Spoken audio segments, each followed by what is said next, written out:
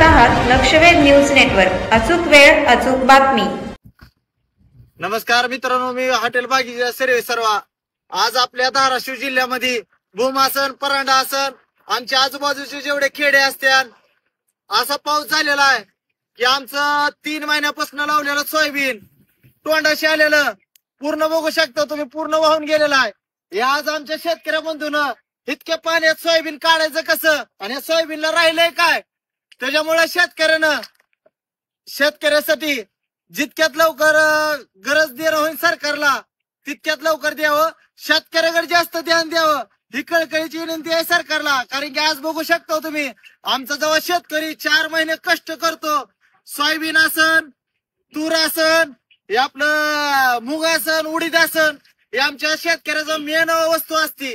पण हीच आमच्या हाती नाही आल्यावर आम्ही करायचं काय? आज आमची जनावर ढोर कितीतरी मेलेले आहेत, काय आमचे घर दार सगळे वाहून गेलेले आहेत। त्याच्यामुळं लवकरात लवकर सरकारनं आमच्याकडे ध्यान द्यावे, आमच्या शेतकऱ्या बंधूकड लवकरात लवकर मदत कशी पोहोचण्यात होईल आणि जास्त मदत कशी देण्यात होईल आमच्या शेतकऱ्यांना तेवढी देण्यात यावी ही कळकळीची विनंती आहे सरकारला।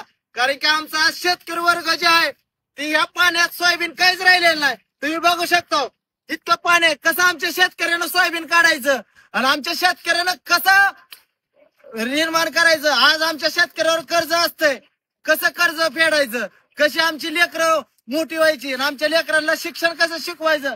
असा तर पाऊस झाला आणि नुकसान झाली तर ते आम्ही करायचं कसं? त्याच्यामुळे सरकारला कळकळीची विनंती आहे की लवकरात लवकर मदत झाली पाहिजे।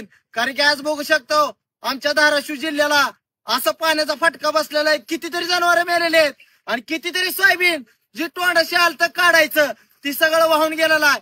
काय आमचे शेतकरी आज लुळू शेतामध्ये तोंडात माती घालू आज हिडो काढायला लागल्यात, काय बातम्या देतात, पण तरी सरकार लक्ष देणार। त्याच्यामुळे सरकारला विनंती आहे की लवकरात लवकर आमच्या शेतकरी राजाला मदत झाली पाहिजे आणि ती थोडी मदत नाही, चांगली मदत दिलीच पाहिजे हीच कळकळीची विनंती आहे। नमस्कार।